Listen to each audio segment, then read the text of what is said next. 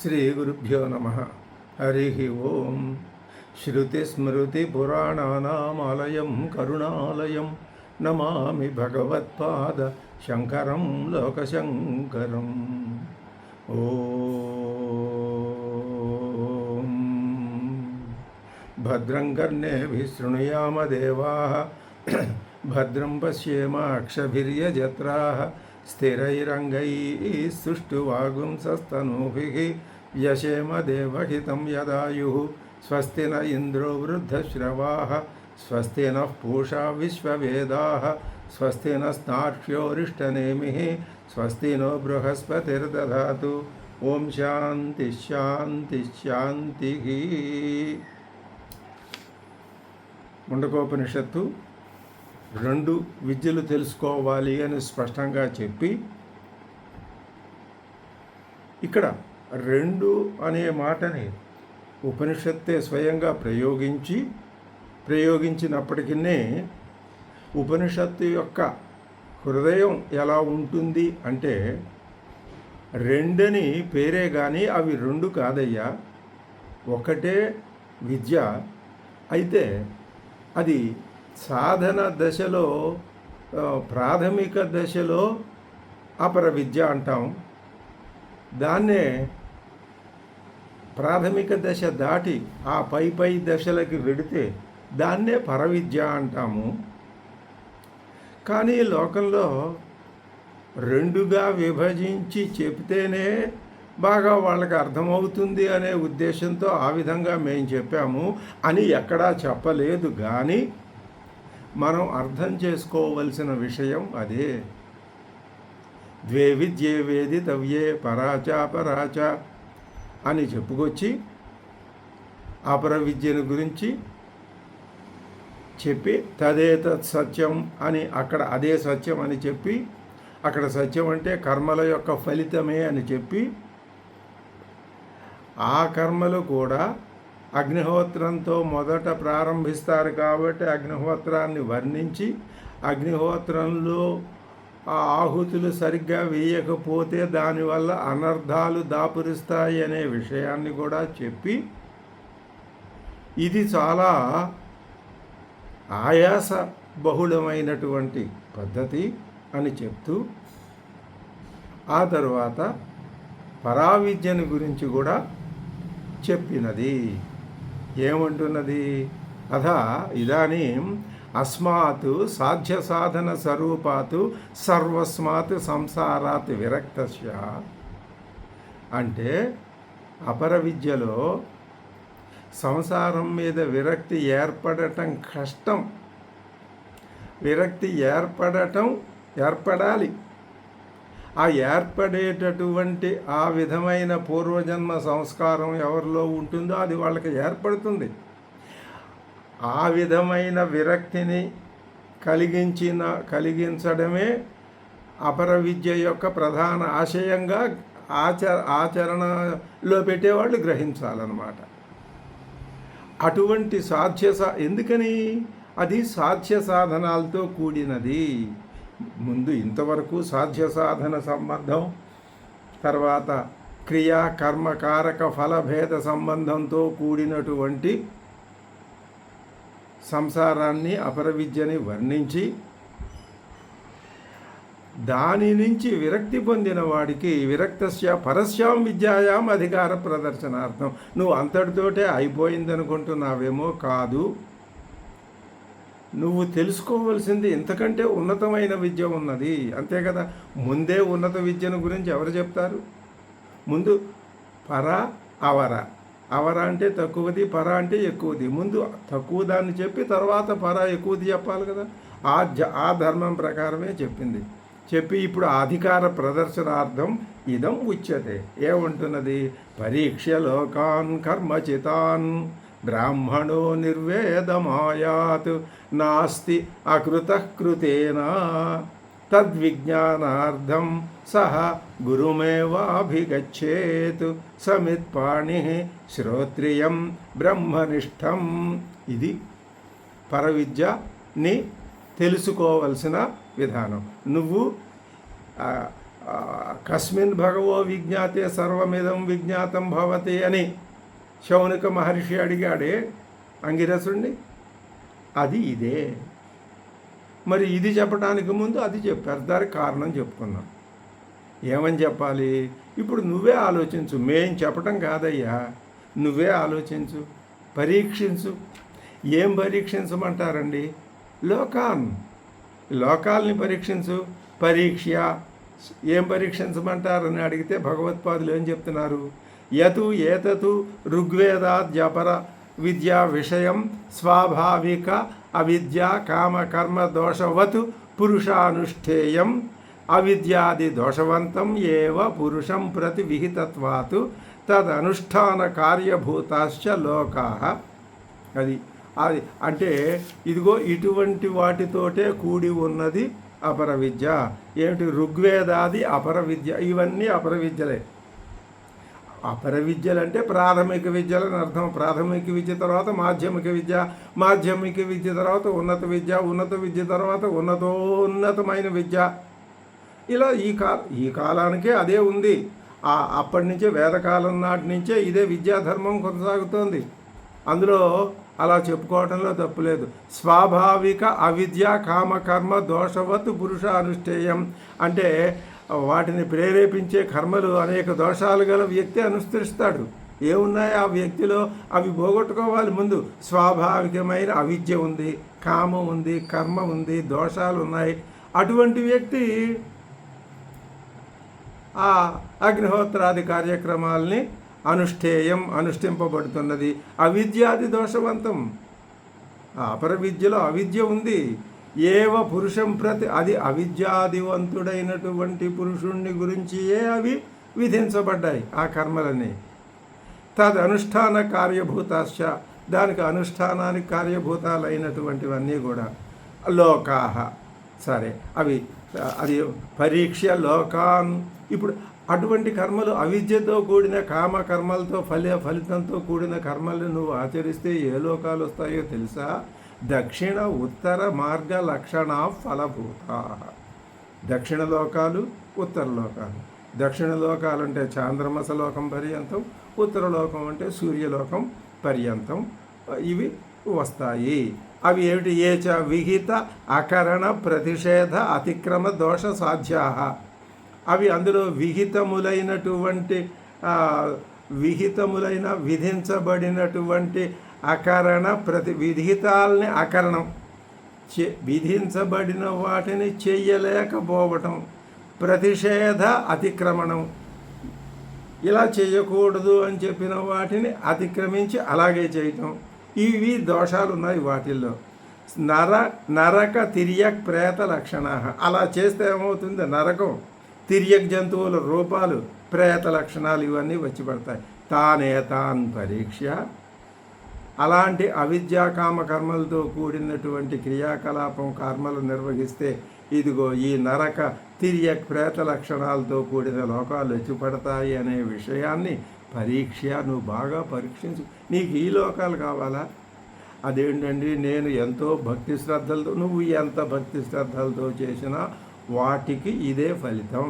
అయితే చేయొద్దంటారా? చేయొద్దని మేము చెప్పామా? ఏం చెప్తున్నాం అంటే విహిత అకరణ, విహిత అయినవి చేయమని చెప్పు. అకరణ అది ప్రతిషేధాలని చేయొద్దని చెప్పు. అలా చేయండి. అప్పుడేమవుతాయి? ఏ హీతి అని నిన్ను ఆ సూర్యకిరణాలే నీ కర్మల రూపాన్ని ధరించి నిన్ను సూర్యలోకానికి తీసుకుని వెళ్తాయి.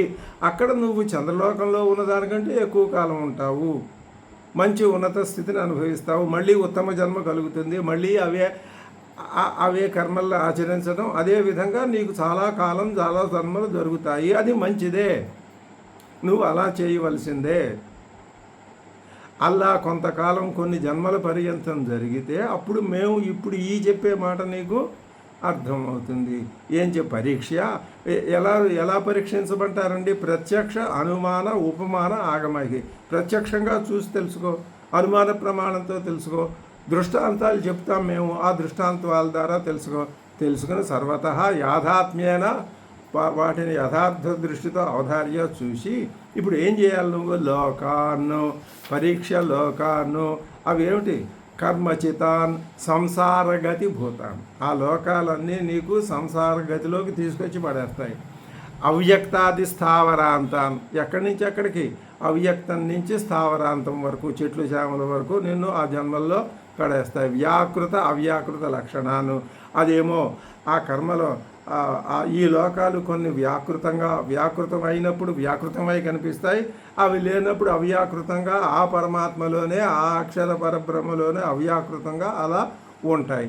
అటువంటి లక్షణాలు. పైగా బీజాంకురవతు, అవ్యాకృతంగా ఉన్నప్పుడు బీజం, ఆ బీజం అంకుర దశను పొంది వ్యాకృతం అవుతుంది. ఇతరేతర ఉత్పత్తి నిమిత్తాను అనేక ఫలితాలని కూడా అవి ఉత్పత్తి చేస్తూ ఉంటాయి. నీకు అనవసరమైన ఫలితాలు, నీకు వ్యతిరేకమైన ఫలితాలను కూడా ఒక్కొక్కసారి ఇస్తూ ఉంటాయి. అనేక అనర్ధ శత సహస్ర సంకులాను, దానివల్ల అదే ఇతరేతర అదే అనర్ధ శతములు, ఎన్నో అనర్థాలు, వాటి అలాంటి ఫలితాలు వచ్చి పడతాయి. ఇంకా కదలీ గర్భవత్ అసారాను, కదలీ గర్భం చీల్చి పారేస్తే ఏం మిగలదు. అలాగే అసారం, ఏమాత్రం సారం లేనటువంటి మాయా మరీచి ఉదక గంధర్వ నగర ఆకార స్వప్న జల బుద్భుత ఫేన సమానం. అన్ని ఉన్న దృష్టాంతాలను ఒక్కసారి, ఎంత కోపమో స్వామివారికి దేని మీద, తెలియక చేసే కర్మల మీద. కర్మల్ని తెలిసి చేయమన్నాడు, తెలిసి చేసి వాటి ఫలితాన్ని పొంది అక్కడితో ఆగద్దని చెప్పారు. అది స్వామివారి యొక్క ఆలోచన విధానం. ఎలాంటివి అవి, మాయ ఇంద్రజాలం లాంటివి కర్మలు. ఇంకా మరీచి ఉదకం, ఎండమావుల్లో నీళ్లు లాంటిది. గంధర్వ నగరం, ఆకాశంలో నగరం లాంటిది. స్వప్నం, కళ, అంతా ఉడితే కలపోతే ఏమీ ఉండదు. జల బుద్భుద, నీళ్లలో కలిగే బుడగల్లాంటిది. ఫేన, నురుగు, ఇవన్నీ ఒక క్షణకాలం ఉంటాయి, పోతాయి. అసలు కనపడినట్టే కనపడతాయి, మళ్ళీ మాయమైపోతూ ఉంటాయి ఇవన్నీ. అటువంటి సమాను ప్రతిక్షణ ప్రధ్వంసాన్, అనుక్షణం పుడుతూ ఉంటాయి, ధ్వంసం అయిపోతూ ఉంటాయి. అటువంటి వాటిని పృష్ఠత కృత్వ, తీసి అవతల పారేవయ్యా, ఇవెందుకయ్యా నీకు ఇంకా సాధన చెయ్యాలి, ఉన్నతోన్నత లోకాలు పొందాలి.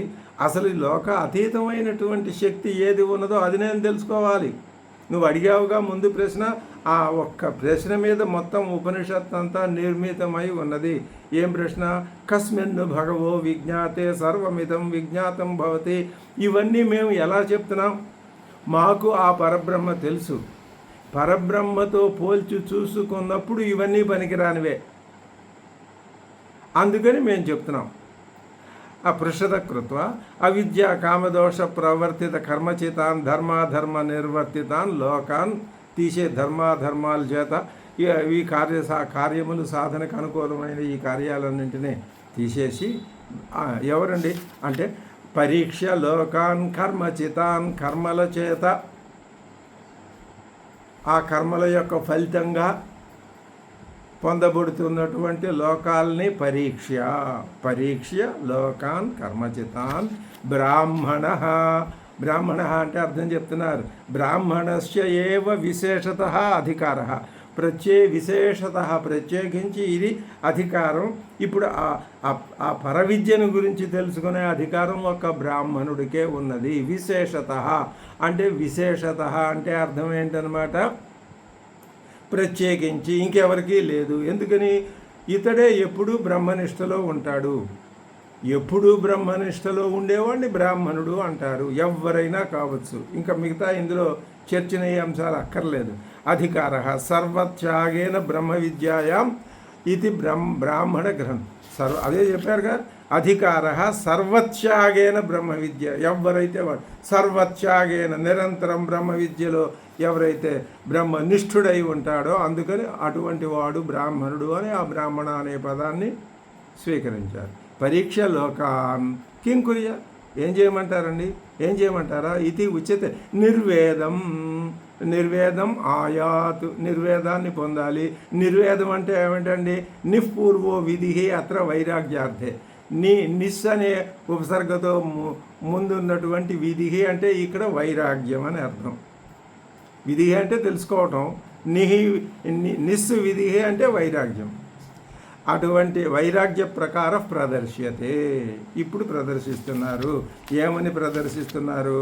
పరీక్ష లోకాన్ కర్మచితాన్ బ్రాహ్మణో నిర్వేదమాయాతు నాస్త్యకృత కృతేనా. అది చెప్తున్నారు. ఇక సంసారే నా అస్తి కశ్చిదపి. ఈ సంసారంలో ఏదీ లేదు. ఏమిటది లేదు? అకృత అంటే పదార్థ, కర్మచే అకృత కృతము కాని కర్మచేత నిర్మించబడని నిత్యమైన పదార్థం దేని చేత నిర్మించబడదు. అనిత్యమైన కర్మచేత నిర్మించబడుతుంది. అటువంటి అకృత పదార్థ అంటే కర్మచేత ఈ సంసారంలో కర్మచేత నిర్మించబడని పదార్థం ఏదీ లేదు. ఈ సంసారం అంతా కర్మచేత నిర్మించబడింది. అలాగా ఏమిటి చెప్పారు మీరు? ఈ సంసారం అంతా అదే చెప్తున్నారుగా అక్కడ. ఇహ సంసారే నా అస్తి కశ్చిదపి అకృత పదార్థ. ఇది భగవత్పాదుల వాక్యం. ఈ సంసారం కూడా కర్మచేత నిర్మించబడిందే. ఎవరి కర్మచేత అండి? పరమాత్మ కర్మచేత కాదు. అసలు పరమాత్మ దీన్ని ఎప్పుడూ నిర్మించలేదు. అదేమిటి? పరమాత్మ నుంచి సృష్టి పొందింది, సాలెపురుగు నుంచి వచ్చినట్టు వచ్చిందని ఇవన్నీ చెప్పారు. అవన్నీ చెప్తారు. దాన్ని నువ్వు భావన చేసి తెలుసుకోవాలి. మరి అవన్నీ చెప్పినట్టయితే ఈ మాట ఎందుకు చెప్పారు? ఇక్కడ ఏం చెప్తున్నారు? ఇహ సంసారే నాస్తి కశ్చిదపి అకృత. కర్మచేత చేయబడని పదార్థం లేదంటే సంసారం కూడా కర్మచేత చేయబడినది అనే కదా. అవును. మరి ఎలా చేయబడింది? ఇంకొక అత్యాశ్చర్యకరమైన మాట చెప్పుకోవాలంటే, ఈ సంసారం ఎవరు నిర్మించారు? నువ్వే నిర్మించావు. నువ్వంటే మనమే, మానవుడే నిర్మించుకున్నాడు ఈ సంసారం. ఏమిటి?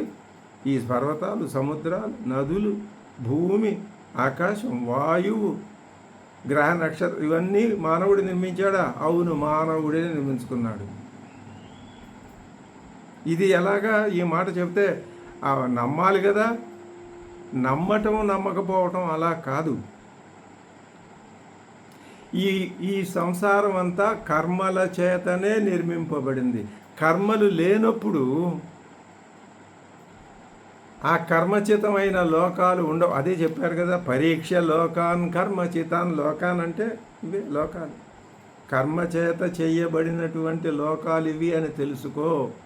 దీని అర్థం ఎలా చెప్పాలి అంటే, ఈ సంసారాన్ని నేను నిర్మించానా? నువ్వే నిర్మించుకున్నావు. ఎక్కడ? నీ జ్ఞానేంద్రియాలలో. ఇది ఎలా తెలుస్తుంది? క్రమక్రమంగా వేదాంతం అధ్యయనం చేసిన కొద్దీ ఇదే విషయం అనుభవంలోకి వస్తుంది. ఇక్కడ ఒక్కసారి చెప్పాలి అంటే అది సాధ్యమయ్యే విషయం కాదు. మరి నేను నిర్మించుకున్నప్పుడు పరమాత్మ ఆయన దారిన ఆయనే ఉన్నాడు. అది ఎప్పుడు ఆ తత్వం అలాగే ఉంది. ఇప్పుడు ఉంది, అప్పుడు ఉంది.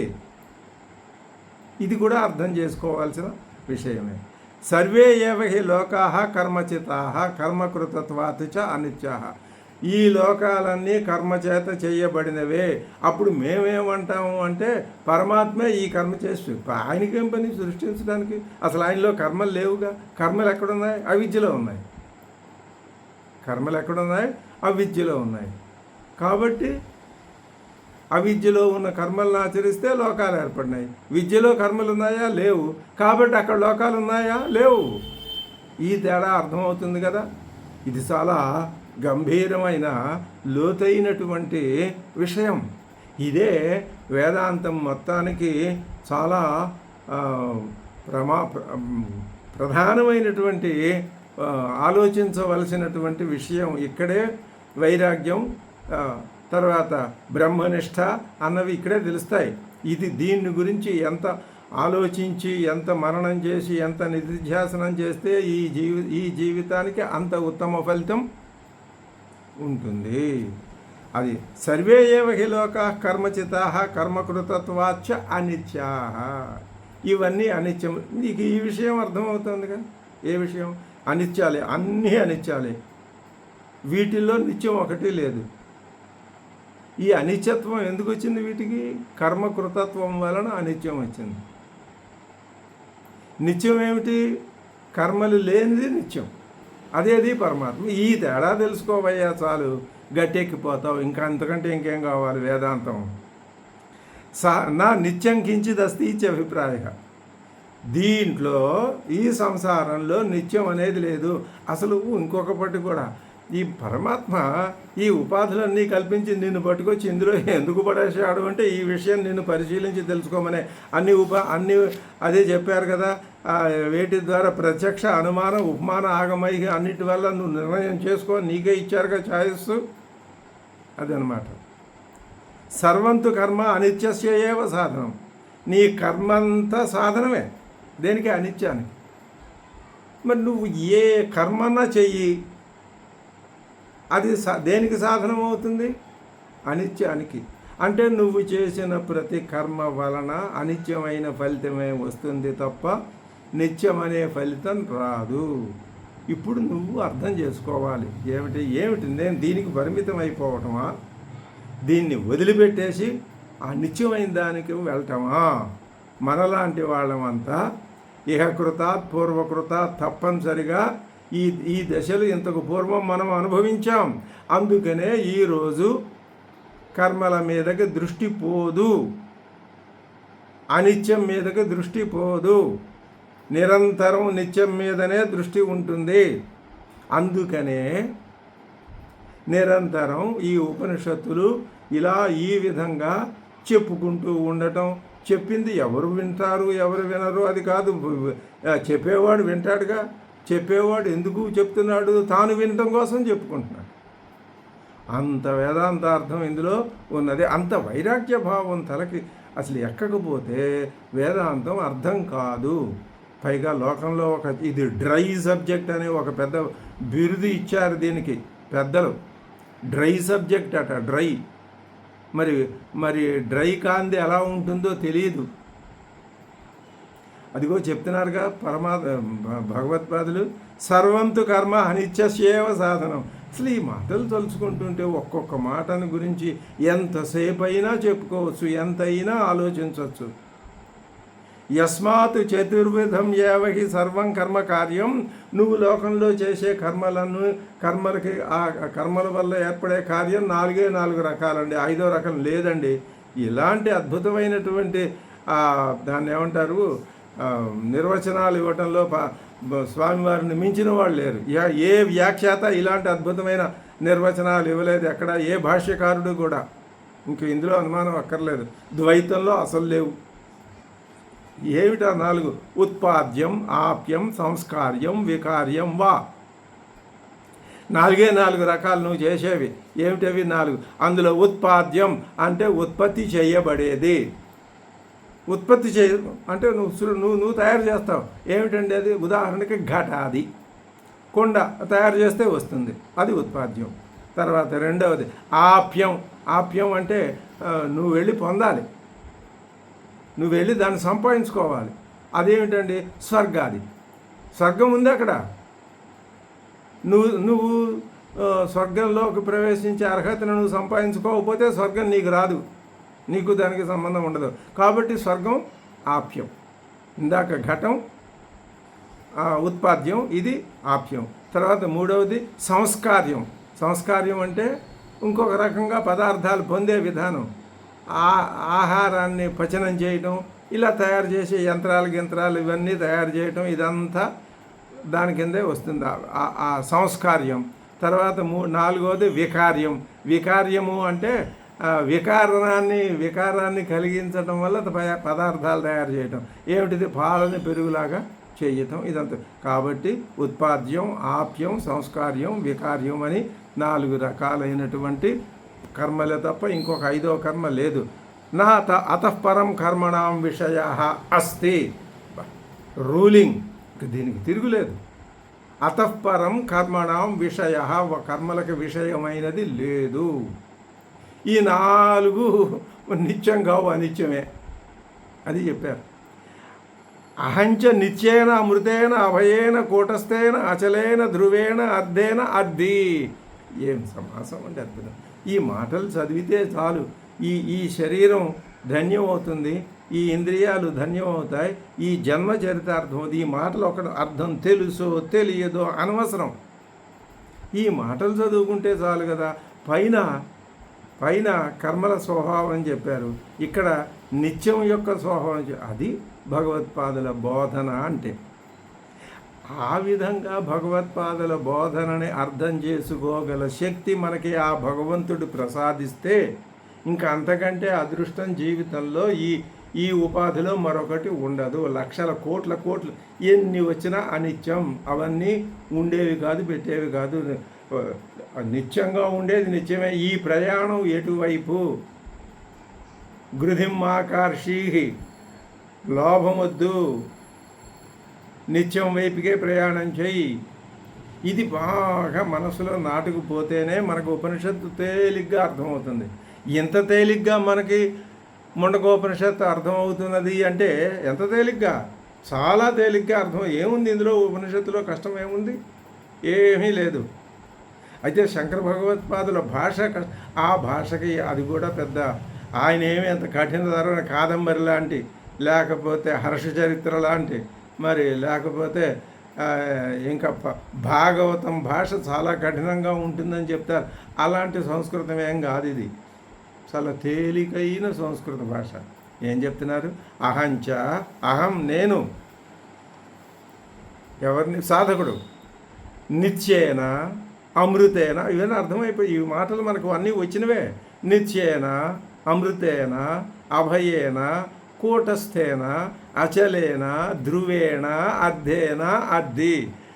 ధ్రువేణ అర్ధి, అర్ధేన ఈ ధ్రువములైన అర్ధములను అర్ధి నేను కోరుతూ ఉన్నాను. నా తద్విపరీతేన, దానికి వ్యతిరేకమైనది నాకేది వద్దు. ఏమిటి వ్యతిరేకమైనవి? అవో ఉత్పాద్యం, అవాప్యం, సంస్కార్యం, వికార్యం, ఇవి. ఇంకో అయితే వీటికి అతీతమైనది ఒకటి ఉంది. ఉత్పాద్య, సంస్కార్య, ఆప్య, సంస్కార్య, వికార్యాలకు అతీతమైంది నిత్యం. ఇవే అనిత్యాలు. నేను నిత్యేన అర్థి, నిత్యాన్ని అర్థించేవాడిని. అసలు ముందు నువ్వు డిసైడ్ చేసుకొని నీ దారేటు, అది నువ్వు నిర్ణయం చేసుకో అని చెప్తున్నారు.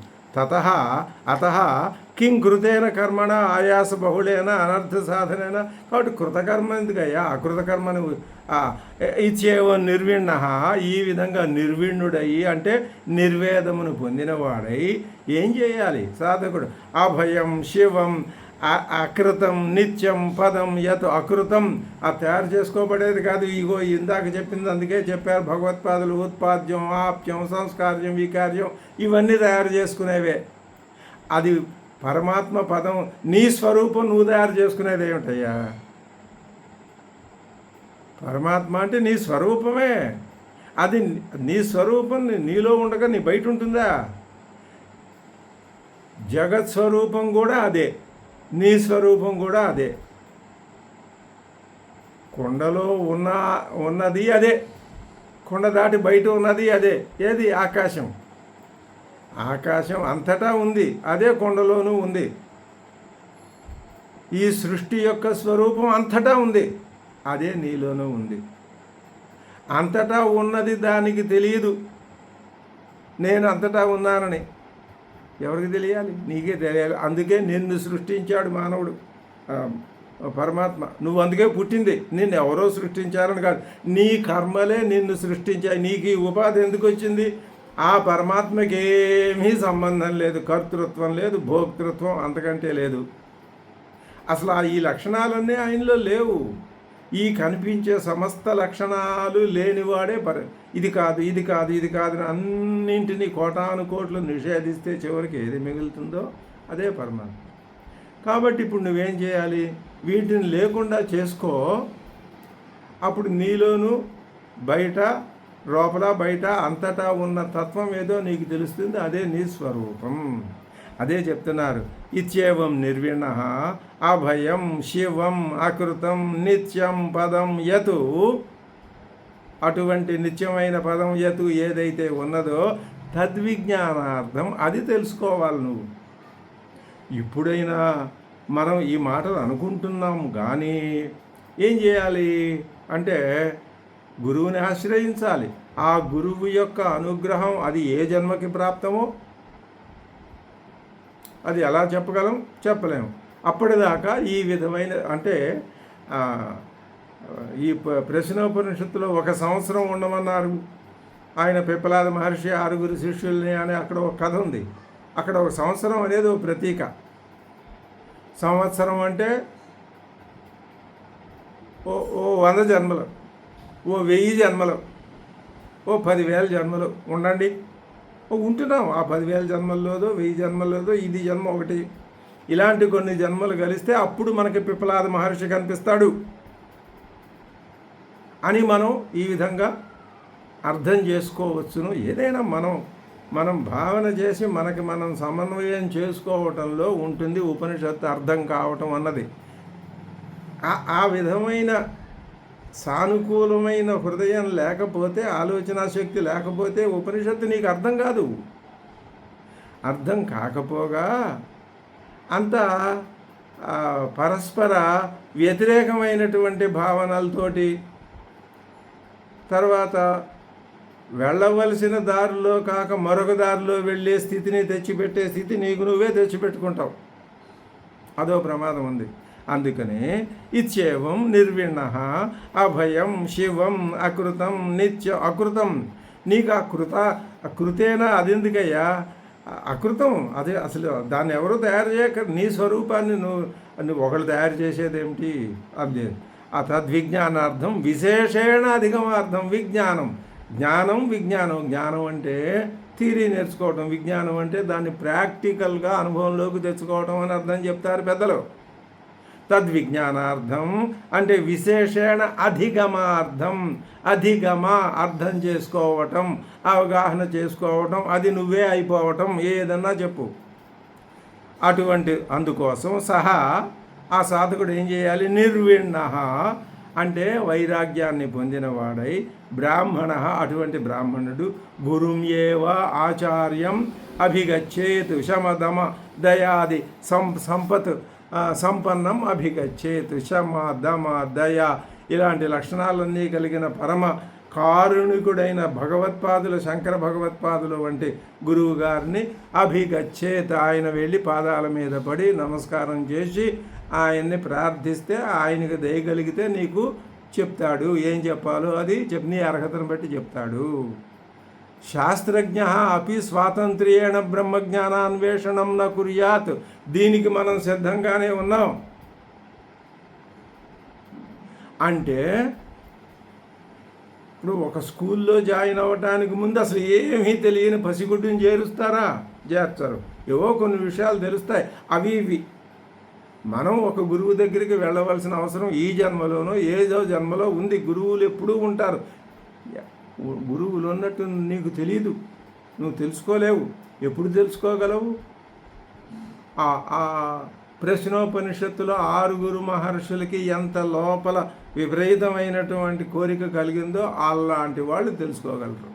అందుకని ఏమంటారు? నా స్వాతంత్ర్యేణ నా కుర్యాతు. నువ్వు సొంతంగా ప్రయత్నం చెయ్యకు. ఇచ్చేతద్గురుం ఏవ ఇది అవధారణ ఫలం. అప్పుడు ఏం చేయమంటారండి? ఏముంది? సమిత్ పాణి సమిత్ భారగృహీత హస్త. ఏవో చితుకులు తీసుకో. ఎందుకంటే ఆయనకి అగ్నికార్యం రోజు ఉంటుంది. ఆ అగ్నికార్యానికి రోజు వెళ్ళి ఆయన చితుకులు తెచ్చుకోవాలి. వాళ్ళ శ్రమ తగ్గింది, కొంచెం నువ్వు పట్టుకొచ్చిచ్చావు కాబట్టి అది అల్పమాత్ర సంతుష్టుడవుతాడు ఆయన. శ్రోత్రియం అటువంటి గురువు. శ్రోత్రియుడు అంటే అర్థం చెప్తున్నారు జగద్గురువులు. అధ్యయన శృత అర్థ సంపన్నం. అధ్యయన అన్నట్టుగానే ఆయన ఏం చేయాలి? బ్రహ్మనిష్ఠుడు అంటే ఆయన ఏకాగ్రమైన చిత్తము కలవాడు. తర్వాత జపమునందు నిష్ఠ గలవాడు. అధ్యయనము చేత శ్రవణము చేత పొందబడిన నిండైన జ్ఞానం గలవాడు. అది అర్థం. అధ్యయన శృతార్థ సంపన్నం. సంపూర్ణమైన జ్ఞానం. ఏటి వల్ల? అధ్యయనం. తాను నిరంతరం అధ్యయనం చేస్తూనే ఉంటాడు. విడిచిపెడితే పతనమే. మళ్ళీ ఎన్ని జన్మలు మధ్యలో పోతాయో తెలియదు. శృతార్థ అంటే శ్రవణం చేత కలిగినటువంటి సంపన్నమైన జ్ఞానం కలవాడు. ఇప్పుడు మనం శ్రవణం చేస్తున్నాం. అందరూ ఒక గురువుని ఆశ్రయించవలసే ఉంటుంది అని మనం తెలుసుకోవాలి. అటువంటి బ్రహ్మనిష్ఠుణ్ణి హిత్వా సర్వకర్మాణి, అన్ని కర్మల్ని విడిచిపెట్టి కేవలే అద్వయే బ్రహ్మణి నిష్ఠ యస్య సహా అయం బ్రహ్మనిష్ఠ. అది విగ్రహవాక్యం. బ్రహ్మనిష్ఠుడు అన్నదానికి అర్థం చెప్తున్నారు స్వామివారు. హిత్వా సర్వకర్మాణి, అన్ని కర్మల్ని, అంటే నిత్య నైమిత్తిక కర్మల్లో ఏవి అత్యవసరమో అగ్నిహోత్రాది కర్మలు లాంటివి, సంధ్యావందనాదులు లాంటివి, అవి మరి ఎవరెవరికి విహితమో కాదో అవి అటువంటి కాక మిగిలినవన్నీ హిత్వా అన్నీ విడిచిపెట్టి కేవలే అద్వయే బ్రహ్మణి, అద్వయం రెండవది లేని బ్రహ్మ. ఇదంతా అపర అంటే రెండు కంటే ఎక్కువ. అపర అంటే ఏది లేదు, రెండు లేదు, ఒకటే లేదు, ఒకటి అయి ఉన్నదే పర. ఆ పర కానిది అపర, అద్వయం అన్నమాట. కాబట్టి అద్వయే బ్రహ్మణి నిష్ఠ యస్య సహా, అటువంటి బ్రహ్మలో ఎవడైతే నిష్ఠుడై ఉంటాడో అయం బ్రహ్మనిష్ఠ జపనిష్ఠ తపోనిష్ఠ. ఒక మాట చెబితే చాలలేదు, బ్రహ్మనిష్ఠుడు, జపనిష్ఠుడు, తపోనిష్ఠుడు. అటువంటి ఆ గురువు గారి యందు గురువు దగ్గరికి వెళ్ళాలి. నహి కర్మిణో బ్రహ్మనిష్ఠత. ఈ మాట ఎందుకు చెప్తున్నారు భగవత్పాదులు? ఈయనకి ఏమన్నా కర్మిణులు అంటే గొప్పమా? కాదు. కర్మిష్ఠుడికి బ్రహ్మనిష్ఠ కుదరదు. ఆ కార్యాలు ఆ కర్మకలాపం అంతా చేసినంతకాలం ఎన్ని జన్మలు చేశాడో అన్ని జన్మలు చేశాడు. ఇప్పుడు మాత్రం బ్రహ్మనిష్టలో ఉండడానికి ప్రయత్నం ప్రారంభమైంది. అది మన ధైర్యం. బ్రహ్మనిష్టలో ఉండడానికి ప్రయత్నం ప్రారంభమైంది. అందులో కృతకృత్యుడం అయ్యామా, ఎంత స్థితిని సంపాదించాం, ఇవన్నీ సమాధానాలు లేవు. కానీ ఏం చెప్తున్నారు గురువుగారు? కర్మిణ బ్రహ్మనిష్టత న సంభవతి. కర్మిష్ఠుడు బ్రహ్మనిష్ఠుడుగా ఉండలేడు. ఎందుకని ఉండలేడండి? ఆ పని చేసుకుంటూనే పానీయంబులు త్రావుచును గుడిచుచును భక్తి. అది ప్రహ్లాదుడి భక్తి. అది వేరు. బ్రహ్మనిష్ట ఇది. కర్మనిష్టలో నిష్ఠుడికి కర్మల మీద అవి ఎలా సంపాదించాలి, ఆ ఇటుకలు ఏం చేయాలి, ఇదే దృష్టి ఉంటుంది తప్ప బ్రహ్మనిష్ట ఉండదు అని అంటారు. మరి అందులో ఉండే అంతరార్థం ఏమిటో మనకు పూర్తిగా తెలియదు. కర్మ ఆత్మజ్ఞానయో విరోధాతు స్పష్టంగా చెప్తున్నారు. కర్మజ్ఞానానికి ఆత్మజ్ఞానానికి విరోధం ఉండటం మూలాన సహా తం గురుం విధివద్ ఉపసన్న ప్రసాద్య పృచ్ఛేత్ అక్షరం పురుషం సత్యం. అక్కడికి వెళ్ళి ఆయన్ని అడగాలి, ఏది అక్షర పురుషుడు అని, ఏది సత్యము అని అడగాలి. అటువంటి ఆయన ఏం చేయాలి? తస్మై స విద్వాన్ ఉపసన్నాయ సమ్యక్ ప్రశాంత చిత్తాయ శమాన్వితాయ ఏనాక్షరం పురుషం వేద సత్యం ప్రోవాచ తాం తత్వతో బ్రహ్మ విద్యాం. తస్మై సహా విద్వాన్ గురువు బ్రహ్మవిదు ఉపసన్నాయ ఉపగతాయ, తన దగ్గరని తన్ని వచ్చి తన పాదాలను ఆశ్రయించినటువంటి ఆ విద్యార్థికి సమ్యక్ యథాశాస్త్రం ఇచ్చేతతో. అంటే సమ్యక్ అంటే చక్కగా, అంటే శాస్త్రంలో చెప్పబడిన విధంగా ఎవరికి ప్రశాంత చిత్తాయ, ఏమాత్రం రాగద్వేషాలు లేకుండా నిశ్చలమైన ప్రశాంతమైన ఎట్టి పరిస్థితుల్లో 24 గంటలు ప్రశాంత చిత్తంగా ఉంటే బ్రహ్మనిష్ట అదే వస్తుంది. అలాంటి వాడికి ఉపరత దర్ప అది దోషాయ. దర్పం పోయింది, అహంకారం ఇవన్నీ లేవు, శమం దమం ఇవన్నీ ఉన్నాయి. అవి అంటే బ్రహ్మనిష్టకు కలిగి ఉండటానికి పూర్వరంగం ఏదైతే ఉన్నదో అవన్నీ కూడా కలిగి ఉన్నవాడు శమాన్వితాయ. అది ఉపరత దర్పాది దోష ప్రశాంత చిత్తుడు. శమాన్వితుడు అంటే బాహ్యేంద్రియోపరమేణ చ యుక్తాయ. శమ దమాది, శమ బాహ్యేంద్రియాలు ఉపరమించడం, దమ అంతరింద్రియాలని దమించడం. అలాంటి వాడికి సర్వతో విరక్తాయ ఇచ్చేతతో అని అర్థం. ఏన విజ్ఞానేన ఏయా విద్యయా, అటువంటి వాడికి విద్య చెప్పాలి. ఏం విద్య చెప్పాలి? ఏ విద్య వలన అయితే అక్షరం పురుష శబ్దవాచ్యం వేద. అదే చెప్తున్నారు. ఏన అక్షరం పురుషం వేద. ఏ విద్య చేత అయితే అక్షరుడైన పురుషుణ్ణి వేద తెలుసుకుంటాడో, సత్యమును తెలుసుకుంటాడో దాన్ని ప్రోవాచ చెప్పాలి. అది అక్షరం అంటే అక్షరం అద్రేశ్యాది విశేషణం, అద్రేశ్యం అగోచరం అపాణిపాదం అని ఇంతకుముందు చెప్పారు. అదిగో అటువంటి లక్షణాలు కలిగిన అక్షరం, అక్షరం అనే పేరు కలిగిన పురుష శబ్దవాచ్యం పురుషుడు అంటే పూర్ణత్వాత్ పురుష, సంపూర్ణం అతః పూర్ణమిదం సంపూర్ణం. ఆ పూర్ణత్వం ఉండటం వలననే పురుషుడు. పూర్ణత్వానికి లోపం ఏర్పడితే ఇదిగో ఇదే ద్వైతం. సత్యం తదు ఏవ పరమార్థ స్వాభావ్యాత్ అక్షరంచ అక్షరణాత్ అక్షతత్వాత్ అక్షయత్వాత్ చ. అక్షరణాత్ అది తన స్వరూపం, అది సత్యం. స్వరూపం నుంచి జారిపోయేది కాదు, అంటే పరిణామం చెందేది కాదు. క్షతం కాదు, అంటే ఇతరుల చేత హాని కలిగించబడేది కాదు. అలాగే మరియు అక్షయం అంటే క్షీణించేది కాదు, అంటే వికారం పొందేది కాదు. అది అక్షరంచ అక్షరణాత్ అక్షతత్వాత్ అక్షయత్వాత్ చ వేద. అటువంటి ఆ అక్షరతత్వాన్ని వేద తెలుసుకుంటాడో విజానాతి తాం బ్రహ్మ విద్యాం తత్వతో యథావత్ ప్రోవాచ. అటువంటి బ్రహ్మ విద్యను ఎవరైతే యథాతథంగా స్పష్టంగా చెప్తారో ప్రబ్రూయాదితి అర్థ. ఆచార్యస్యాపి అయం నియమో యత్ న్యాయప్రాప్త సచ్చిష్య నిస్తారణం.